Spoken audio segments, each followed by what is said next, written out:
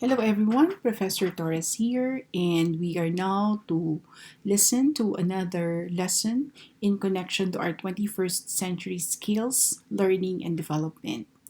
For this session, we're going to see the role of education. Why do we need to learn? Why do we need to go to school? And we'll also see how this society is helping people for them to fit in the economic environment that they are currently in. So let's start with looking at the roles of education. First is to empower people to contribute to work in society. Empowering means giving them all the opportunity to learn what they can learn, whether in school, whether in outside the classroom. That's why you will see that students are given free education, usually during their primary schooling up to middle school or maybe high school. In some countries, they do that. There is this public education that helps students to be in school. And that's also the goal of the United Nations that they want to educate students because they believe that education is for all, and they believe that once people are educated, they are empowered to contribute to their work, and not only to work but their society as well. And also, people or students are encouraged to exercise and develop their personal talents. Exercising means the practice of honing your skill, like, for example, doing projects or maybe engaging in an intercultural communication, or maybe doing other things aside from the regular classes, like uh, being a member of a club, like a book club, or maybe a cooking club, or maybe an events management organizing club, because they want them to get the most out of their education and also to fulfill their civic responsibilities. What are civic responsibilities? So, we are sent to school not only to be the best version of ourselves, not only to be an asset in the organization or in the company, but we also are expected to fulfill our civic responsibilities. Civic responsibilities means that we live in a society, and in that society, there should be a mutual benefit for people. So, if you're somebody who is, I would say, talented, probably what you can do is to share the talent to other people, especially the youth. Or if you are gifted with more financial resources, then you can probably look at those people who have less in your community. Or civic responsibilities would also not only looking at the members of the society, but also for you to look into your rights, like, for example, during election time, that you have to cast your votes, and that you also have to obey the rules and regulations or the laws of your community or of your society. And also, we are expected, or students are expected, to carry out traditions. Traditions like your chusok. So if you have observed, how long have you been celebrating the chusok? I think for centuries now. But how come it's still moving forward? How come the coming generations still know about that one? That is because the traditions should be carried on and passed through generations. And who are the people who will be carrying it forward? It's you. Not only the cultures, not only the tradition, but the values as well. What kind of values? Like, for example, Koreans are known to be hardworking. Koreans are known for the respect for elders. They're also known to I would say, not only respecting the elders, but probably taking care of them when they grow older. So education is here to equip the person or any student to be the best version of himself or herself. That's why I always tell students, I want you to look back before you went to school or during your primary school, or look back at the time when you are in the middle school or in the high school, and look at the time that you are in right now, like in the university. Did you change? Has something changed in you? Not only physically, as it's obvious, but most especially intellectually, and probably I would say emotionally and spiritually as well. And we really have to know what is education there for us people, for the society, for the community, and I would say for the world as well. Okay. So when people are educated, the expectations are high. High in a sense that I always hear Koreans saying, if you ask them, how are you? And they say so so. And you ask another one and they'll say so so. And you ask another one so so. You always hear the so so. And I figure out that so so, it's just, I'm just okay. I okay means at the middle. But education should not just be so so. Education should bring out the best in you. Because once you are educated, people are expecting a lot from you. Okay. Now, for some people, probably you have seen this one, this triangle. This is actually created by Abraham Maslow, reflecting the hierarchy of needs of a human being. Why do we need to talk about this one? We need to talk about this one because we have to understand the nature of people. We will never know how we will function fully if we don't understand ourselves. We will never know how much to improve on if we don't know this one. That's why we have to be reminded that people usually pass through this hierarchy of needs. So let's take a look at this triangle and let's review what is the hierarchy of needs of individuals, because not everyone or not all people will only be in this level.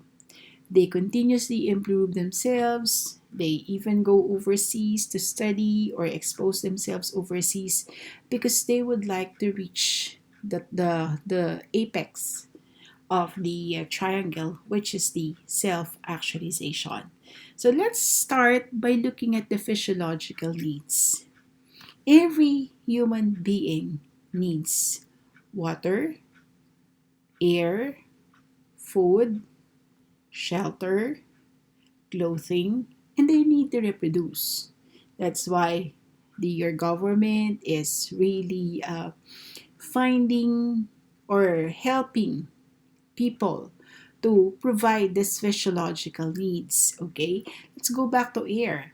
Why are we trying to solve the COVID-19 infection? Because we would like to clean the air. We would like people not to worry, for them to be mobile and not to worry about the virus. Water should be also something available. Good thing here in Korea, as long as you have a container, or sometimes you don't have a container, they usually provide you with a paper cup and you can have access to water.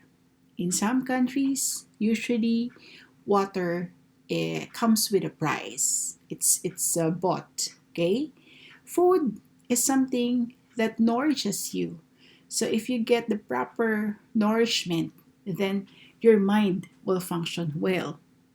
Shelter is a need because shelter protects you from weather, protects you from like too much heat, yeah, or protects you from maybe wild animals. And they also need to sleep. That's why our time, our 24 hours, is divided into three: 8 hours work, 8 hours sleep, and 8 hours for other things that you need to do. Clothing. Korea has 4 seasons. So you need to be clothed according to the season for you to function normally.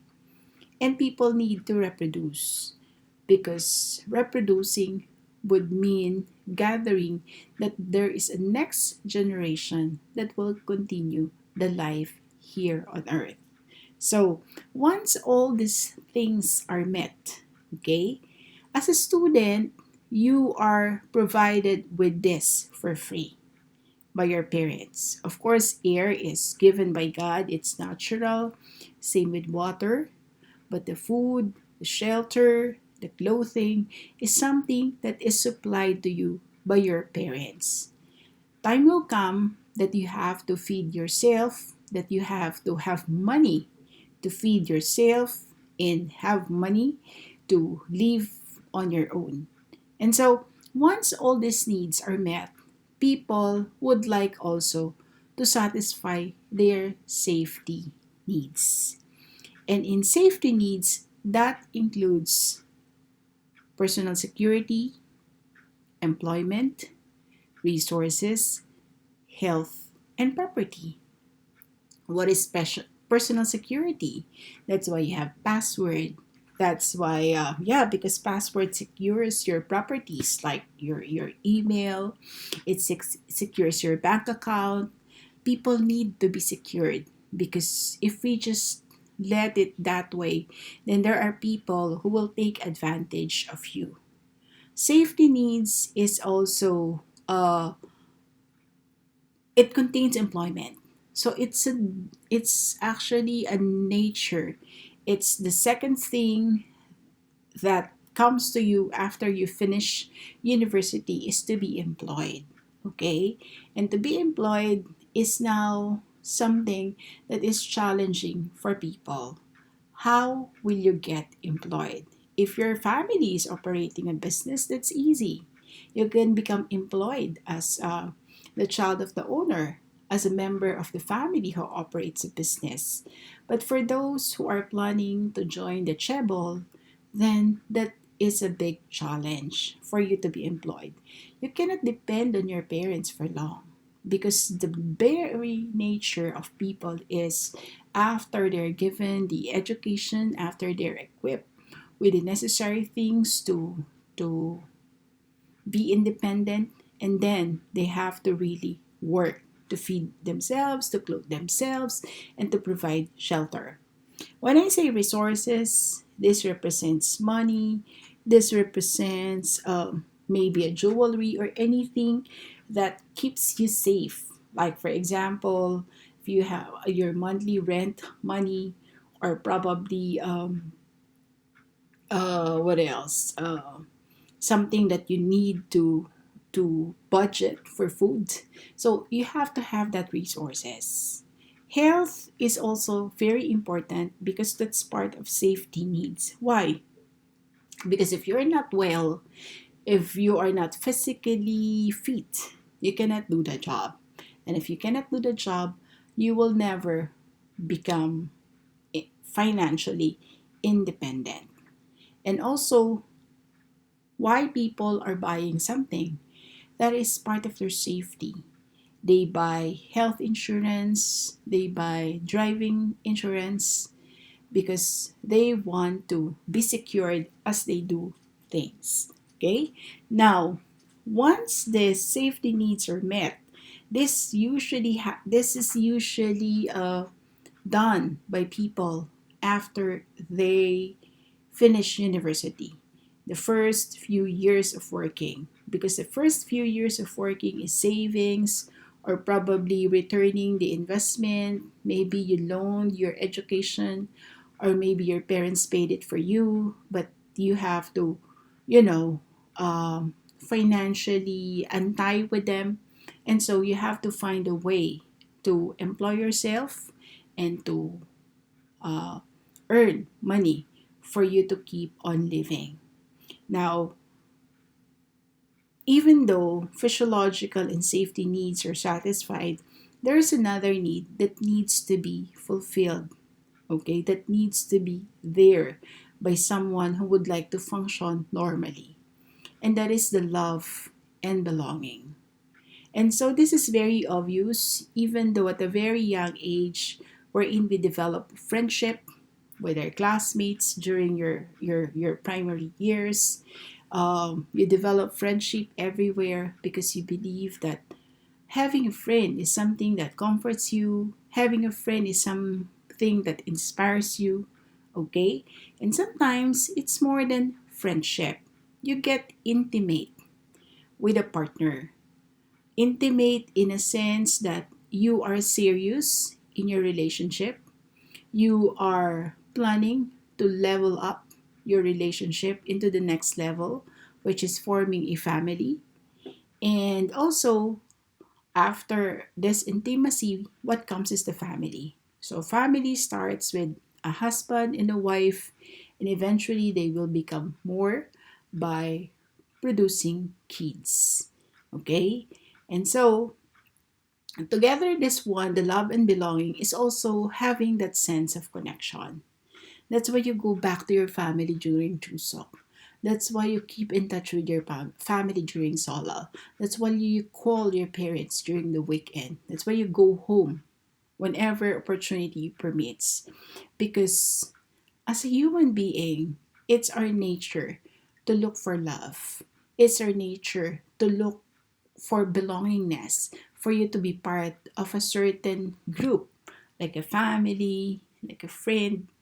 Okay, so this is the formula of having a complete life. Okay, so physiologically your needs are satisfied, safety, you are building your resources, love and belonging is always there. There is also a saying that somebody who is well loved and secured of the love are people who can become more successful because they're inspired, because they're motivated to do more, because people are rooting for them. When I say people, these are family members, these are friends. Okay? Now also people would like to have that esteem needs supplied to them.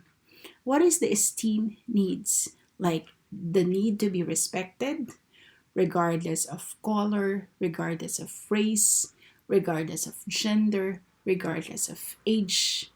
The need for self esteem. Self esteem means the confidence, means that you don't feel scared whenever you are with people, and you feel that they value you. Your presence is highly appreciated by people. And also, people work hard to get some status, like a job promotion, like working as a supervisor or becoming a manager. This is a natural instinct. It's something natural to the psyche of a human to have this status, or sometimes even like a position within the community, or community would mean the community where you live, community where you study. That's why some people are, running to become an officer. Okay, you want to be, you want to have that status, and you want to be recognized because you feel better if people say a lot of good things about you, like, oh, I like that person, he is very hardworking, he is full of integrity. That makes you feel good. Okay? It gives you the strength. It's give you the freedom to really do things that you like. And of course, even though doing the things that you like, you know what is the sense of right and the sense of wrong. Okay? And the last in the pyramid is the self-actualization. Self-actualization is the desire to become the most that one can be. Meaning, as you grow old, as you continue living your life, you want to be somebody. Somebody better than an old you. I don't want, personally, I don't want to compare myself to other people because I'm not in competition with other people. Because competition for me is not healthy. Competition for me produces negative emotions. That's why I would like to say that the best version of myself, it's because I am competing with myself. I am competing with the old version of me, even though it's a yesterday's version compared to today's version. Because once we do this, we do not only make ourselves happy, we also make our parents happy, our society look up on us, and also, if you believe in God, you are giving glory to God because you're doing your purpose. You're doing your purpose, of course, of taking care of yourself, developing yourself to be the best version of you, and you're helping people. Okay? Moving on, let's try to look at the stages of life. This is something that I have already discussed in my previous session or in my another video presentation, but I did not show you some photos or visuals. And also, I would like to relate this stage according to the education goals of the time. So, here we start with the agrarian age. We see that in the agrarian age, what do we have here? People working in the farm, and they're called farmers. What do they need to do? They need to plow the field, they need to ready the soil, they plant, they harvest. In the industrial age, the need of the age is different. People needs to be skilled. They need to know how to operate the machine. They need to have the skills in order for them to produce what is expected of them.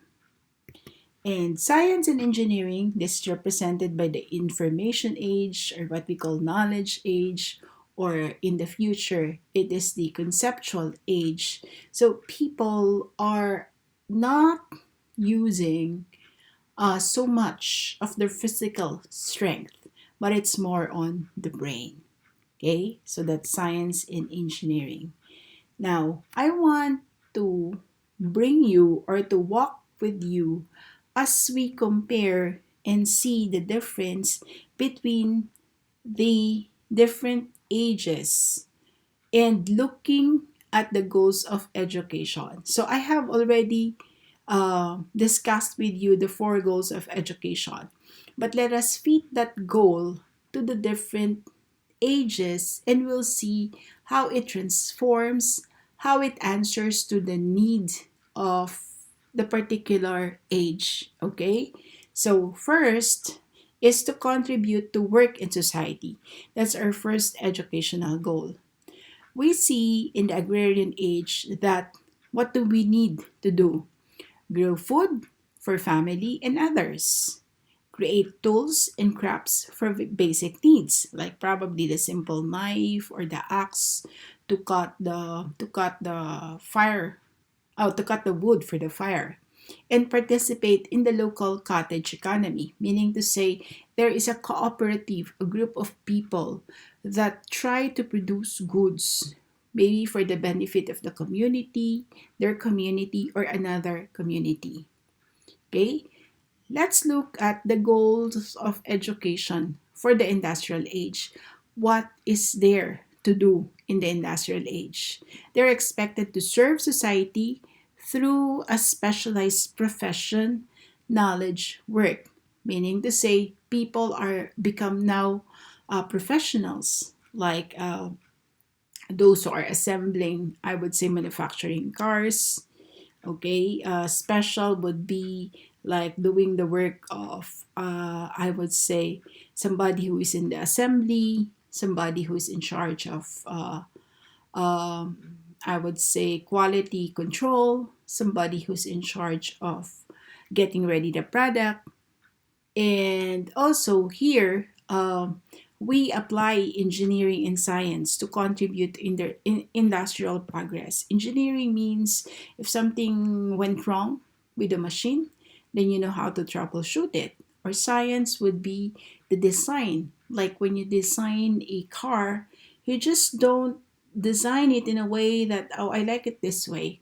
But there are some computations, mathematical computation, that is needed to do in order for you to really make sure that the product is something that is, that is standard, and that will definitely be demanded by the society.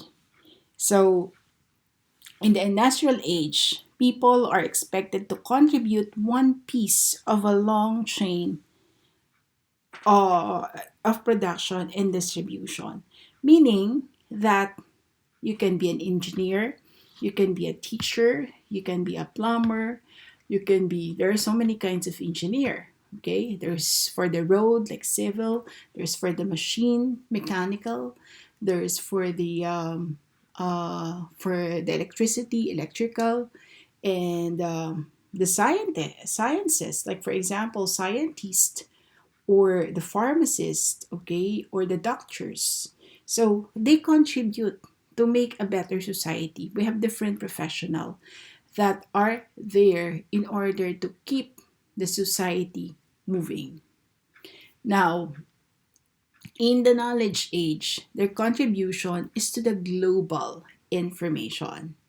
So they have to innovate new services to meet needs and solve problems. Like nowadays, what they're trying to do is to find a way to make the world more connected. So they're trying to innovate products like, for example, Amazon. Amazon started in the United States, but they're offering deliveries worldwide. Okay, so their way of reaching people, not through retail shops, but through a direct delivery, is something that makes life easier because people need not to drop by to the store to physically buy something, but instead order online and wait for the goods to be shipped directly to the place that they want it to be. And people are expected to participate in the global economy.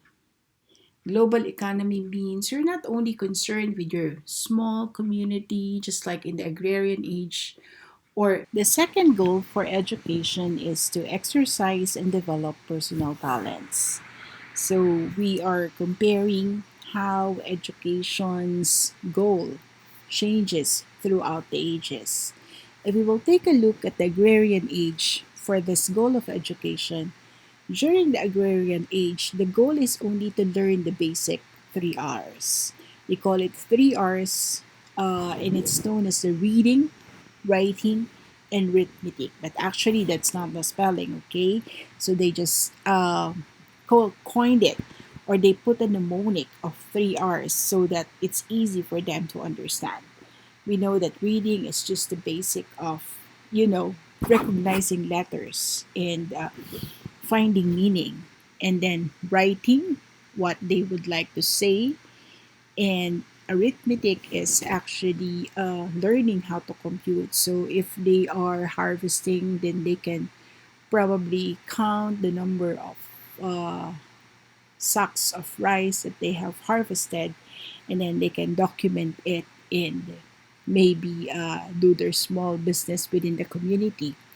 They're also expected to learn farming and craft skills as the need of the agrarian age. They need that the people learn how to farm and how to do some small crafts, like for example, a weaving basket that is also needed during that time.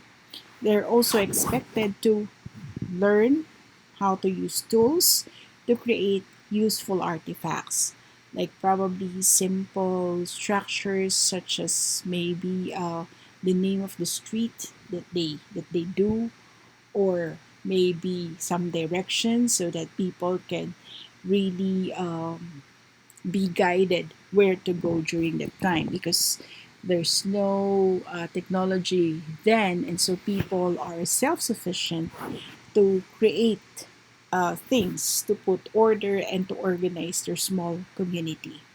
Moving to the industrial age, aside from the basic 3 hours, okay? So it's higher now. The objective is higher, and that objective would be to achieve the basic literacy and numeracy for as many people as possible. So they want the education for all. They want all people to be literate, to be able to, deal with other people, to do jobs, because being literate mean you can, operate machines, you can follow instruction as a worker, and that's very much needed during that time. So they're also encouraged, or people are taught how to do factory work, how to do trading, like how to come up with small business, and how to do some industry job skills, like how to be maybe a carpenter, how to be a machinist, how to be an assembler, different skills, so that the people can be put into help, or they can be used of help as they do the different goods manufactured in the companies or in the industry. They're also expected to learn managerial and administrative skills. So, why? Because there are already people working in the factory, and so there is a need to learn how to manage people, to know people's psychology, to know how to encourage them, to know how to motivate them, to know how to solve conflicts and issues between people. And administrative would be scheduling, or maybe you know assigning work to people. So this is in relation to engineering and science. And of course, when people are smarter, people get a better position, not just an ordinary worker, but probably a worker and at the same time a supervisorial work, or maybe moving up to the ladder in the organization. So that was during the industrial age. Now, most importantly, let's look at the demands of the society for the from the education in this knowledge age. They want to enhance personal development with technology powered knowledge and productivity tools. What does it mean? So, people need not only to learn how to be literate and how to count, they're expected to be developed as a total, well rounded individual. Meaning to say, aside from the basic things, the soft skills are there, the digital literacy is there, so that they can be more productive.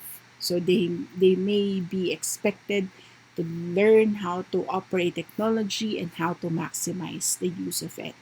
And also, they're expected to take advantage of the expanded global opportunities. What does that mean? Nowadays, the world is getting smaller. Smaller in a sense that it's not being reduced, but smaller in a sense that we are getting more connected. It's easy for us to find connection and to build relationship, not only within the country but outside the country, outside a region, or intercontinent, or even to do or transact business in different parts of the world. So there is also an expanded global opportunity for knowledge work. So people are imported, like experts are invited to come over to countries that can afford to pay them, like for example in the United States, or maybe in Germany, or maybe Koreans inviting experts or skilled workers coming from another country to do the job within the country. And also entrepreneurship, uh, as the middle class grows. So people does not only aim to work in a company, but they are also thinking that maybe I can start my own business. Maybe I don't want to become a simple knowledge worker, but I want to set up my own business. So those are the things that are uh, are really, expected from education to support the knowledge professional to strengthen themselves and to encourage entrepreneurial activities. Also, education is expected to help people to use knowledge tools and technology to continue learning and developing talents throughout their life. So nowadays, the goal is not only to give education up to a university level, but education for life, or what we call lifelong learning. Okay? So the third, full, fulfill civic responsibilities. That means to say we have uh, also to do something not only for work but for other people or for the community that uh, accommodates us or where we live. So in the agrarian age, it's as simple as helping neighbors, contribute to local village needs, and to support essential local services and community celebrations like participating. So moving forward to the industrial age, they are expected or they are encouraged to participate in social and civic activities to benefit the community.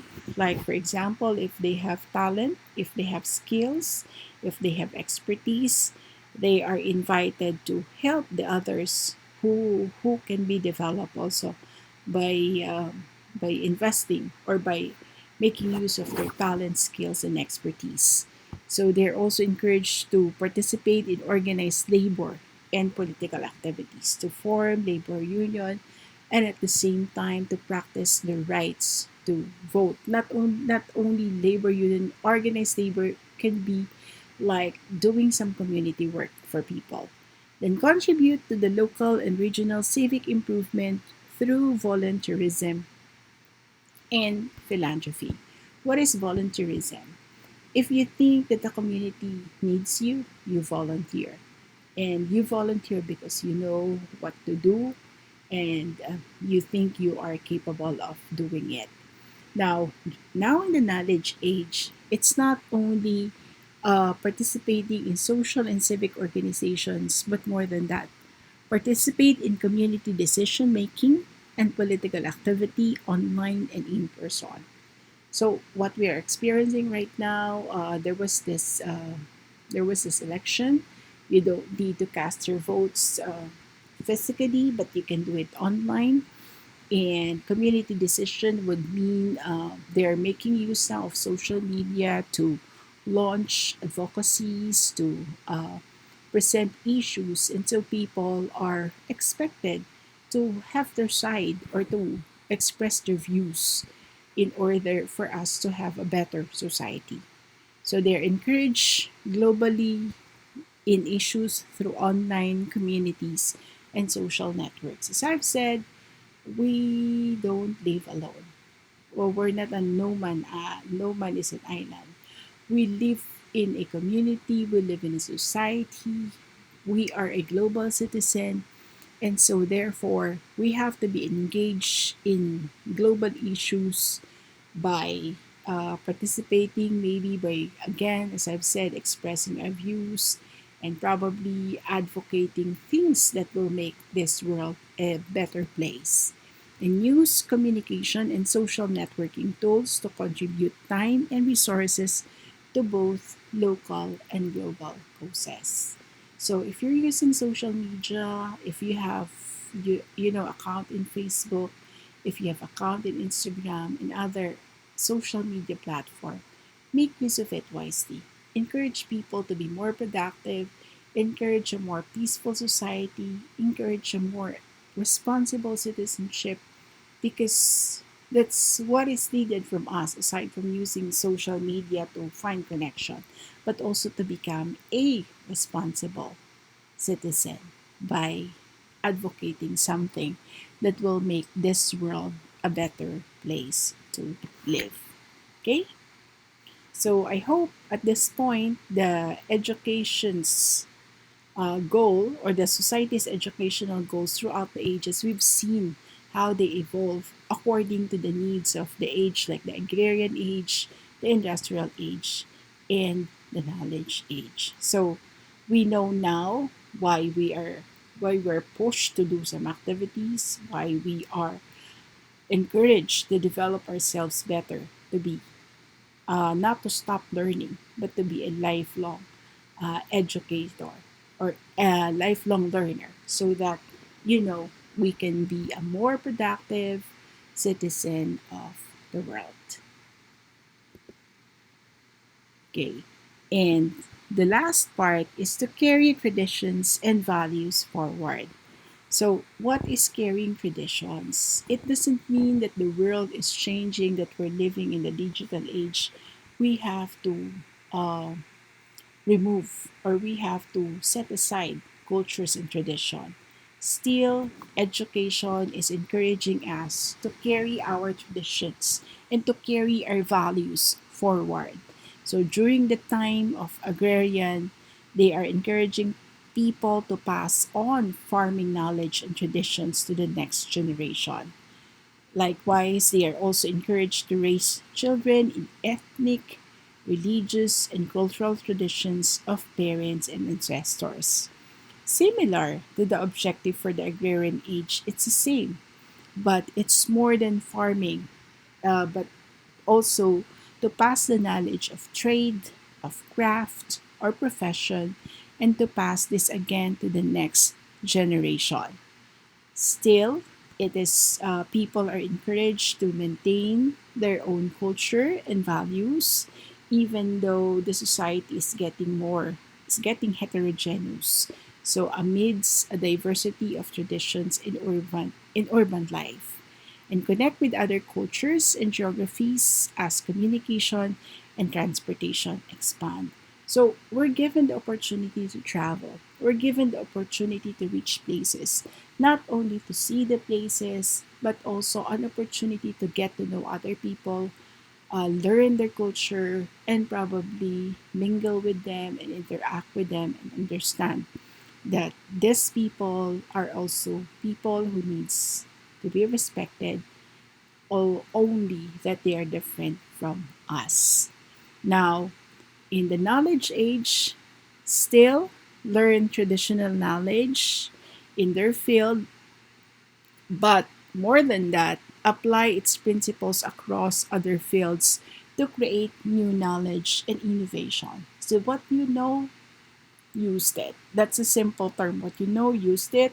Create something that will, help the the life of people become easier and simpler. It's also to build the identity from and compassion for a wide range of cultures and traditions. We are getting connected, and as we are getting connected, the expectation is for us not to create conflict, not to, isolate people or not to become racist, but the idea is for us to better understand each other, to become one world. Though we are diverse, to become one. Okay? Participate in a wide diversity of traditions and multicultural experiences. This we can do if we travel. This we can do if we find time, communicate with our classmates within our school community, because we can reach out to people, not only Koreans, but other nationalities, and blend traditions and global citizenship into new traditions and values to pass on. As I've said, there are good things about our culture, about our unique culture, but there are also things that we can learn from other culture that probably we can adapt and to make us, of course, a better person, a better version of ourselves. Okay? So, again, as I say, society supports the needs of the time.